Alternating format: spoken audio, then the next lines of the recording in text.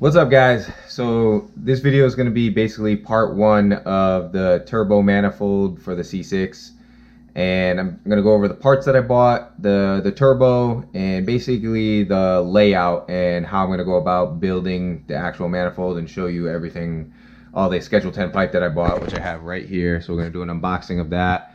I have the turbo flange and the V-band clamps here. The turbo's down there, and that's the downpipe piping. So let's start off with opening up the box here. Let's see exactly what I got. Move this chair out of the way. So here's a bag of, these are the long radius 90s. I ended up ordering 10. They're 1.5 long radius. Here. And the flanges that I bought fit exactly how they're supposed to, so that's one reason why I bought these flanges with the Schedule 10 1.5s. Then I have a 2.5 90. So the biggest thing with a turbo manifold is you want to keep the velocity up, and you don't want crazy big piping. Like if you see a turbo manifold getting built with like 3.5, 3-inch piping, even like 2 3/4, it's kind of big.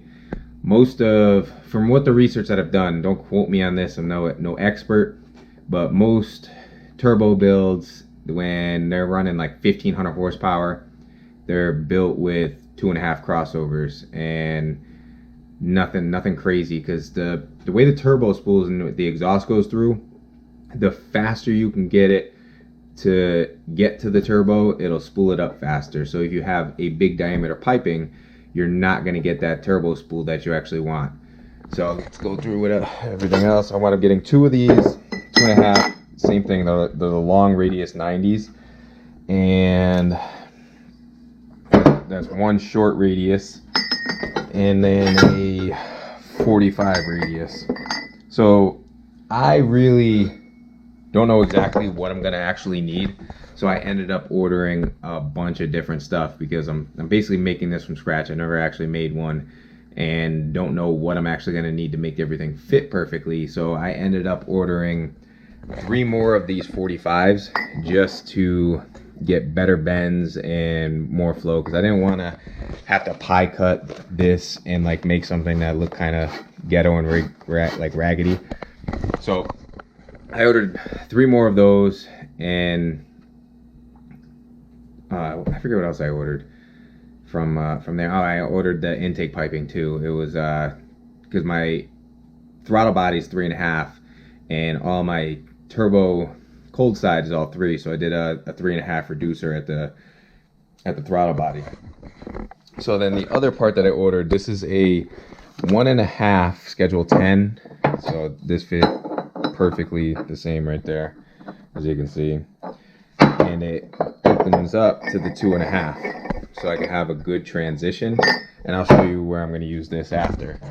And then for the piping, I bought a 4-foot length of 2.5 Schedule 10, and then just in case on any of the runners that I might need, I bought 2 2-foot lengths of the 1.5 Schedule 10 piping. Because on some of the runners, when I go to link them to the 2.5, which I'll show you when I pull all that out, I might need a little bit of space in between here, and that's what that filler piping is for. So I'm gonna show you exactly how I'm gonna set this up and how it's gonna go around the thing. So let me set up all the pieces, basically doing a Lego thing, and then I'll bring you guys back in to show you exactly how the layout's gonna be with the turbo on the table and everything. So let me do that, and I'll be right back.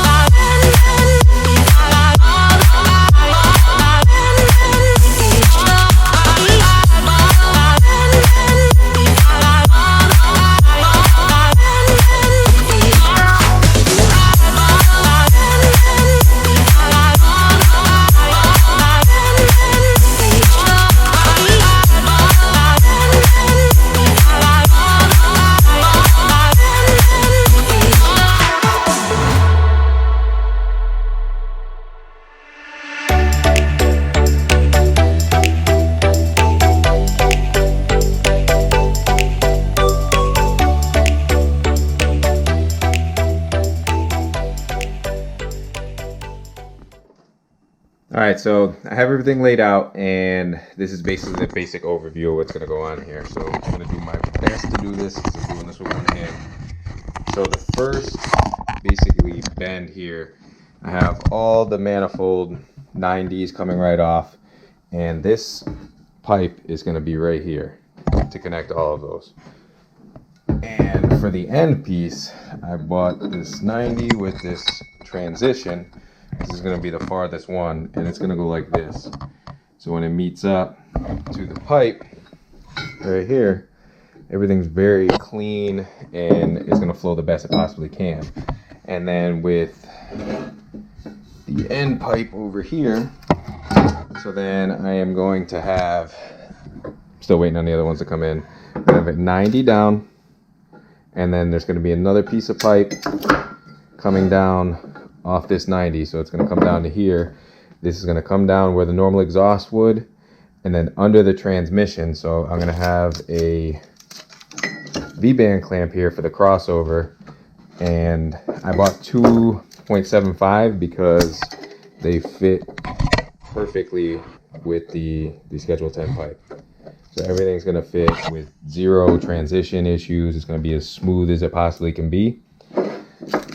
So back to this. So we are connecting it here.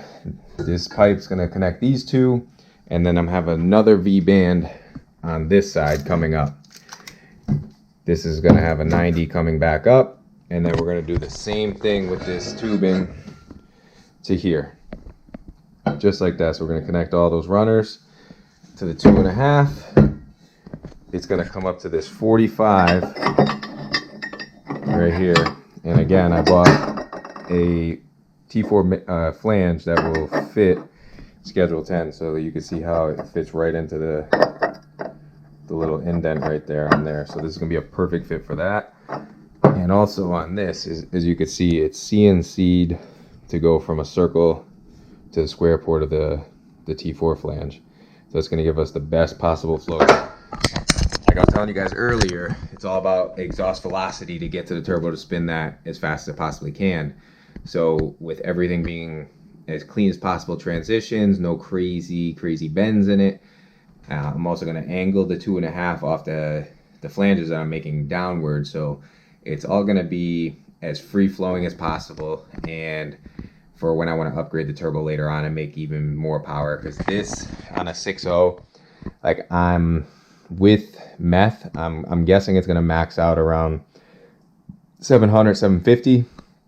But no one's really done this kind of setup. I've seen a couple people actually do with a 7675, and they were making like 650, but they all had different setups. So it really depends. Not many of them done it on a 6.0, the LS2. So we're gonna see how that actually works out. So let's get back to the transitions here.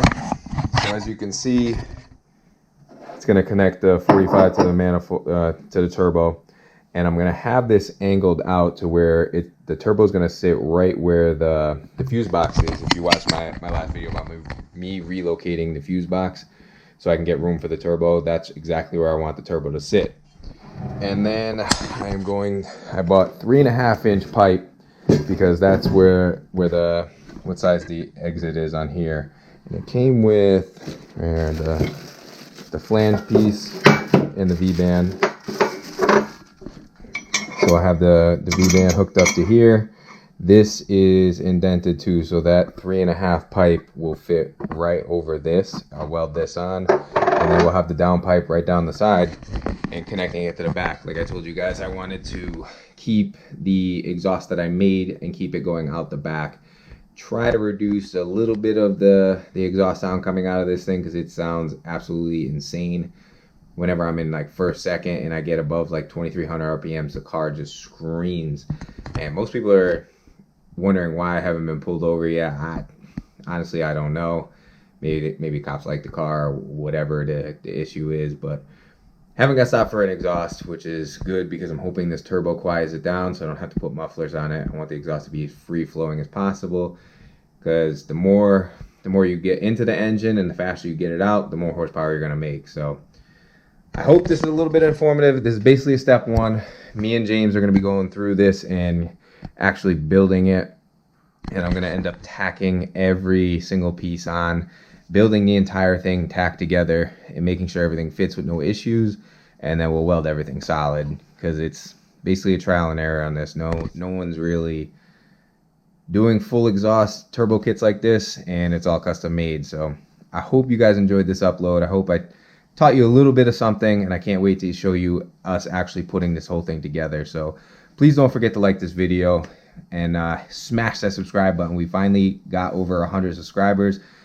I'm ecstatic about that, and I can't wait to get to 200. We're setting the next goal and trying to get to there. So the cold side intercooler is actually coming in Thursday. So when the cold side comes in and the intercooler piping, I'll show you the setup on that and how we're going to set that up too. I'm super excited about putting all this together. So I'll talk to y'all later. Peace.